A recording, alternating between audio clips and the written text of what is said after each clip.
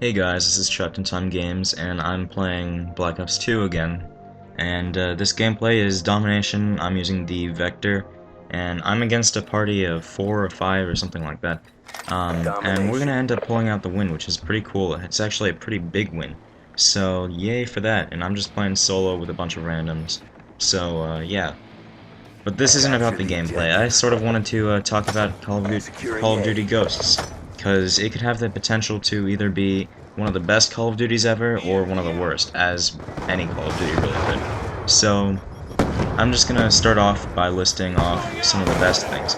Well, they're introducing new things, new ways of doing old things. So, say for example, it's not just a UAV or a spy plane in Call of Duty Ghosts. You actually put something down, and it will be on the map, and it's gonna act as a UAV, but you know, it's on the map and it can be destroyed, and so you sort of have to be cunning on your placement.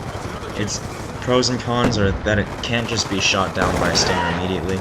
It sort of has to be found and then killed.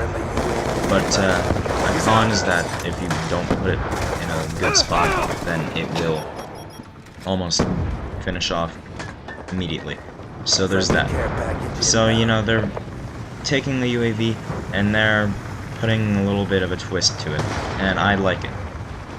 Okay, next we have the leaning, which is sort of a feature that has been worrying some Call of Duty players, because they're afraid that it's going to be sort of Mass Effect-y, where you gotta lock onto a wall and aim down sights, and you'll pop over that wall, but you won't be able to move as well. But I don't believe it's like this. I believe it's much more of like a... If you've ever played Far Cry 3, I talk about the game all the time, but in that game, if you were to go up to a wall and aim down sights, your head would pop around that corner and you'd just barely poke out to shoot. And then if you were to let go, then you would not. Or then you'd revert back to the wall. But you could move away from that wall immediately and it'd work out fine.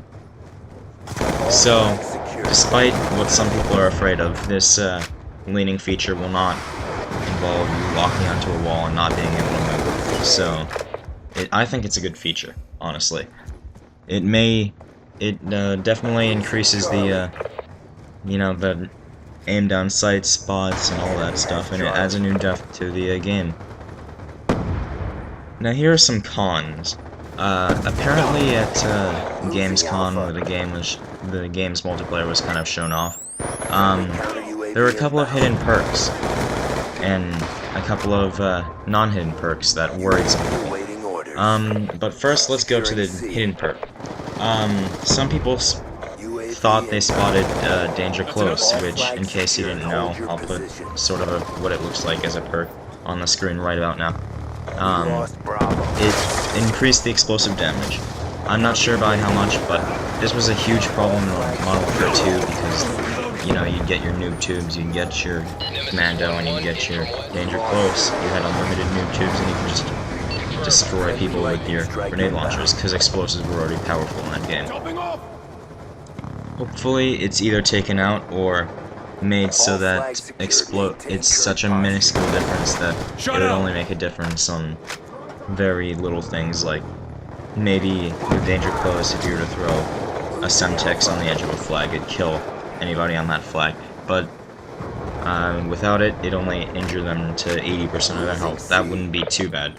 But I think definitely that Danger Close should exclude noob tubes or anything killstreak-wise or stuff like that. Moving on to a perk that was not hidden. This perk costs quite a few points, but its powerfulness could be seen as very OP for better players. What it is I forget what it's called, but it's a perk that pretty much says... pretty much, the wording is, the more kill streak, or the longer kill streak you go on, the more likely your bullets are to do extra damage. So what this means is that in the higher kill streak you go on, say you're on a 6 kill streak, your bullets will have, say, I'm not sure about the exact numbers, but they may have a 1/3 chance of doing, let's say, 10 extra damage per bullet. Every bullet. So bullet A may do more damage, but bullet B may not do so much damage.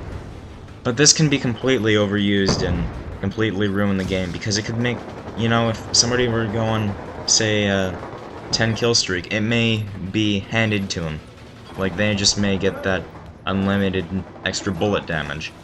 And so it can kind of be looked at as a, what's it, now I can't think of it, as a stopping power in a game where there's no juggernaut, and not all guns have stopping power, but only the good people have stopping power.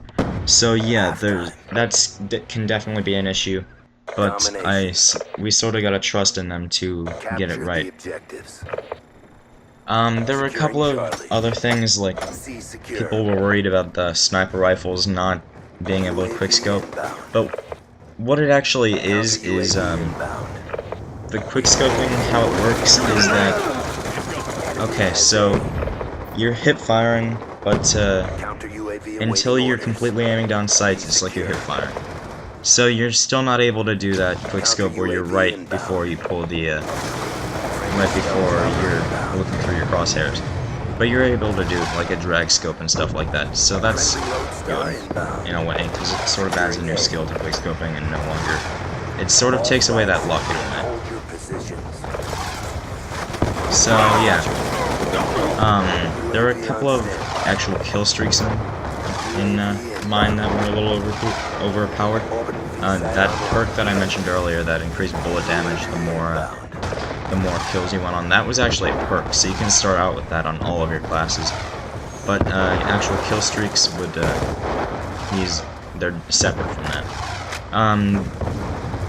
There was the knifing juggernaut, which may or may not regenerate health, but it seemed to move a little fast for a juggernaut. I mean, I know it's a knifing juggernaut, but it seemed to have like lightweight pro or something like that. It was moving incredibly fast, and pretty much if you're in its sights, unless the juggernaut is already on low health, you're a dead man. Also there's the dog, which is a 5 kill streak.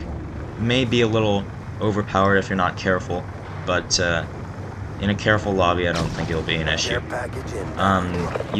What it is you get one dog at 5 kills that will pretty much watch over you in a way and sort of protect you,